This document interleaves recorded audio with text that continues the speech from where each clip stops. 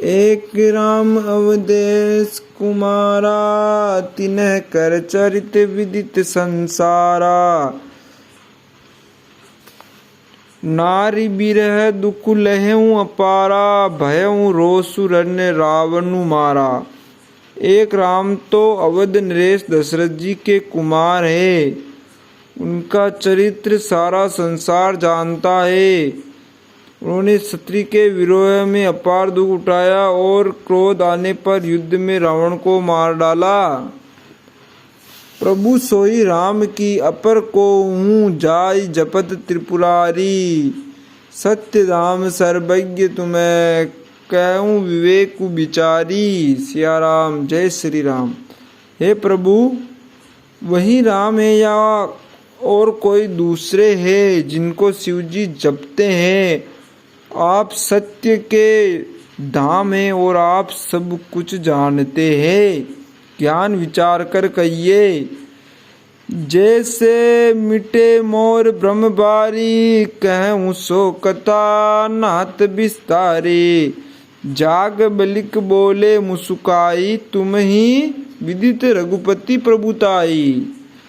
हे नाथ, जिस प्रकार से मेरा यह भारी भ्रम मिट जाए, आप वही कथा विस्तार पूर्वक कहिए। इस पर याज्ञवल्क्य जी मुस्कुरा कर बोले, श्री रघुनाथ जी की प्रभुता को तुम जानते हो। जय श्री राम। राम भगत तुम मन कर्म प्राणी, चतुराई तुमरी में जानी। चाऊ सुने राम गुण गूढ़ा, किन्हीं प्रसन्न मन हूँ अति मूढ़ा। तुम मन वचन और कर्म से श्री राम जी के भक्त हो। तुम्हारी चतुराई को मैं जान गया।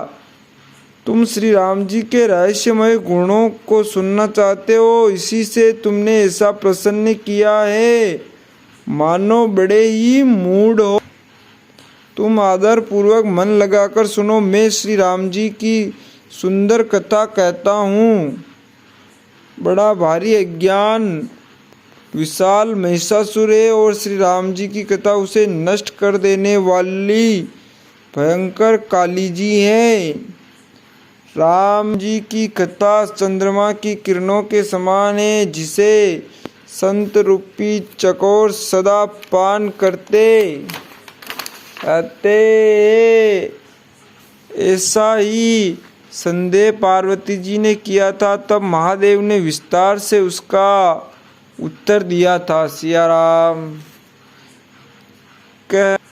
अब मैं अपनी बुद्धि के अनुसार वही उमा और शिव जी का संवाद कहता हूँ।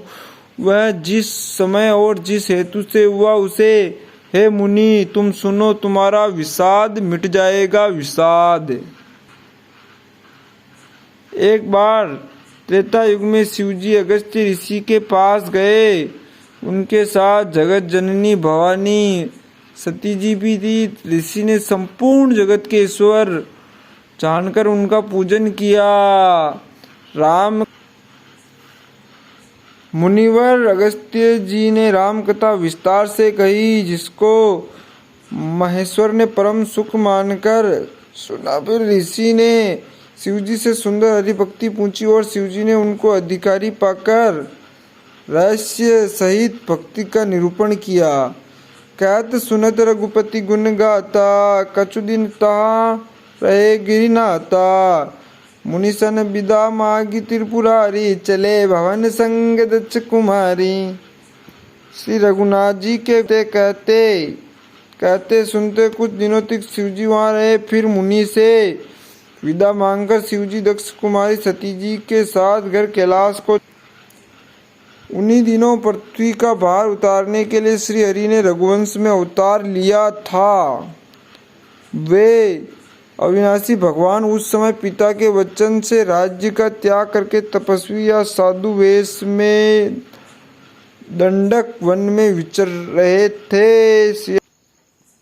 अनगिनत अनुपम सती ब्रह्माणी और लक्ष्मी देखी। जिस रूप में ब्रह्मा आदि देवता थे, उसी अनुकूल रूप में उनकी ये सब शक्तियाँ भी थी। सिया सती जी ने जहाँ जहाँ जितने रघुनाथ जी देखे शक्तियों सहित वहाँ उतने ही सारे देवताओं को भी देखा। संसार में जो चराचर जीव है वे भी अनेक प्रकार से सब देखे। उन्होंने देखा कि अनेकों वेश धारण करके देवता प्रभु श्री रामचंद्र जी की पूजा कर रहे हैं, परंतु श्री रामचंद्र जी दूसरा रूप कहीं नहीं देखा। श्री रामचंद्र जी का दूसरा रूप कहीं नहीं देखा। सीता सहित श्री रघुनाथ जी बहुत से देखे, परंतु उनके वेश अनेक नहीं थे। तो श्री रघुनाथ जी बहुत से देखे, परंतु उनके वेश अनेक नहीं थे। उनके वेश सब जगह वहीं रघुनाथ जी, वहीं लक्ष्मण और वहीं सीता जी सती, ऐसा देखकर आज बहुत ही डर गई। उनका हृदय कांपने लगा और देह की सारी सूझबूझ जाती रही। वे आंख मूंद कर मार्ग में बैठ गई। सियाराम। बहुरी बिल्लो फिर आंख खोलकर देखा तो वहां दक्ष कुमारी सती जी को कुछ भी न दिख पड़ा। तब वे बार बार श्री राम जी के चरणों में सिर नवाकर वहां चली जहां श्री शिव जी थे। सियाराम।